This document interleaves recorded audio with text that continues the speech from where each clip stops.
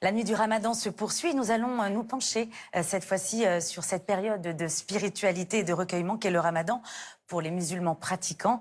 Et Yanis Ismail est avec nous. Bonsoir Yanis. Bonsoir Myriam. Alors vous êtes islamologue, conférencier, chercheur, docteur en droit et en islamologie. On va parler surtout des piliers de l'islam et quelles sont les règles à respecter pendant cette période de Ramadan. En fait, le Ramadan, c'est le nom d'un mois, un des mois lunaires qui est considéré comme béni dans la tradition musulmane. Et c'est le 4e pilier de l'islam, donc il revêt une importance capitale sur le plan des principes de la religion musulmane. Et c'est aussi, sur le plan plus sociologique, pratique, un des actes cultuels les plus suivis au sein des communautés musulmanes. Par exemple, beaucoup plus que la prière. Sur des chiffres qui avaient été donnés il y a un certain nombre d'années, on parlait même en France de 70% des musulmans qui jeûnaient. Et donc on voit qu'il revêt une importance capitale aussi bien sur le plan religieux que culturel, même parfois en termes d'identité collective. Et c'est aussi une période durant laquelle, par exemple, les mosquées sont pleines, parce qu'il y a un rythme, on en reparlera je pense peut-être après, avec les prières du tarawih de la nuit. Et beaucoup de gens qui, par exemple, ne vont jamais à la mosquée durant l'année, font un effort durant le Ramadan pour essayer d'y aller durant ces nuits. Et c'est aussi ça qui crée beaucoup de fraternité, qui crée du lien social. Et c'est aussi ça un des éléments du Ramadan. Alors pour bien comprendre, qu'est-ce qu'on célèbre exactement ? Avant tout, il y a l'idée de célébrer Dieu et de répondre à une injonction divine. Hein. Le Coran mentionne la prescription du Ramadan. Et ce qui est intéressant, c'est qu'un des principaux versets du Coranique qui mentionne le Ramadan évoque le fait que cette prescription est dans la continuité des peuples qui ont précédé l'islam. Et donc il y a l'idée finalement d'universalité du jeûne, que la prescription du jeûne pour les musulmans n'est pas un particularisme, mais quelque chose qui s'inscrit dans une longue tradition humaine. Et en fait, effectivement, le jeûne est quelque chose qu'on retrouve dans toutes les traditions religieuses et même au-delà. Et le Ramadan est dans la continuité de cela. Alors quelles sont les grandes étapes du Ramadan ? Pour les règles, hein, c'est connu, c'est l'abstention principalement de boissons et de nourriture de l'aube jusqu'au coucher du soleil. Au niveau des étapes, durant tout le mois, il faut respecter ces règles, mais il y a l'idée, paradoxalement, qu'il faut essayer de redoubler d'efforts tout au long du jeûne. C'est-à-dire que normalement, plus on avance dans le jeûne, plus le corps est fatigué, donc moins on va en faire. Mais les enseignements vont dans le sens inverse, ils nous disent plus on avance dans le jeûne, plus on doit faire d'efforts. Et notamment, on retrouve des sources scripturaires qui évoquent les 10 derniers jours comme ayant un caractère particulier durant lequel on doit encore faire plus d'efforts sur le plan spirituel, sur le plan de la générosité, sur le plan du partage, etc. Pourquoi est-ce qu'on pratique ce jeûne ? Le jeûne, en réalité, c'est un moyen, c'est pas la finalité. La finalité, elle est beaucoup plus d'ordre spirituel, et l'abstention de boissons et de nourriture est finalement le début de ce développement spirituel et éthique. Il y a l'idée de dire que par ce jeûne, on fait un effort, on va dans le sens de la patience, de l'autodiscipline, et on renoue aussi avec le sens des valeurs et de la valeur des choses. Le fait de boire, le fait de manger, c'est quelque chose qui fait partie de notre routine, qui est devenu naturel.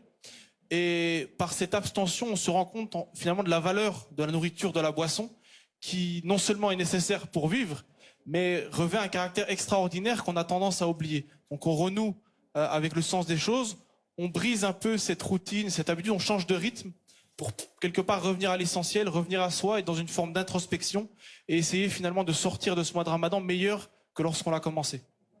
Alors normalement, le mois de Ramadan doit être un mois de sobriété, de spiritualité et de solidarité. Mais qu'est-ce qu'il en est en réalité ?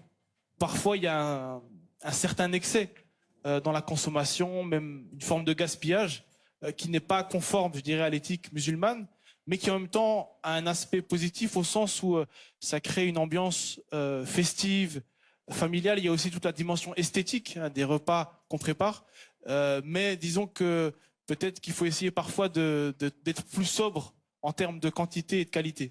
Alors, on va aller voir aussi comment on fête le Ramadan tout à l'heure chez les couples qui ne pratiquent pas la même religion. Vous allez rester avec nous. Mais allez, autre forme d'engagement, celle auprès des plus démunis, puisque la solidarité est une valeur très importante, une valeur phare pendant ce mois de Ramadan, qu'on appelle aussi le mois de la solidarité. Alors, auprès de moi, et pour en parler, des bénévoles de l'ONG LIFE, l'aide d'urgence et de distribution de colis alimentaires et de repas, l'accès évidemment à l'eau potable, et on sait combien Ça peut être difficile parfois dans certaines zones du monde. L'innovation dans le développement durable pour favoriser l'autonomie locale dans plus de 20 pays d'Afrique et au Moyen-Orient, ainsi qu'en Asie et en France. Alors au départ, c'est un groupe d'amis qui a monté cette ONG. Alors effectivement, au départ, Life, c'était pas du tout une ONG, c'est, si je peux dire, le rêve d'un groupe d'amis qui se sont donnés pour ambition de construire un puits en Afrique pour donner accès à de l'eau potable à un village. Et suite à la réussite finalement de la construction de ce puits, il y en a eu un deuxième, puis un troisième, et finalement l'initiative a grossi. Et aujourd'hui, entre les membres et les bénévoles de Life, il y a environ 15 nationalités, on intervient dans 25 pays. Et effectivement, c'est devenu une ONG, Life, qui intervient dans tous les domaines que vous avez cités. Alors, est-ce que cette action, enfin vos actions s'intensifient pendant cette période de mois de Ramadan ? Effectivement, il y a un très fort regain de générosité pendant la période du Ramadan. On a énormément de dons, ce qui fait que nous, on a à cœur de le redonner. Donc effectivement, on multiplie nos actions, notamment par le biais de l'action 1 euro, un repas, où on distribue plus de 3 millions de repas à travers le monde pendant la période du Ramadan. Vous, Atifa, vous donnez plus de votre temps pour l'association au moment du Ramadan ? Oui, c'est ça. Donc, je suis bénévole chez Life depuis maintenant 1 an et demi. Et c'est vrai que pendant le Ramadan, je donne encore plus de mon temps. Et je pense que ça s'explique par le fait que je me sens d'autant plus impliquée, étant donné que en tant que jeûneuse, je ressens cette sensation de faim, cette sensation de soif. Et je me rends compte vraiment que c'est cette même sensation en fait que ressentent les personnes auprès desquelles on agit.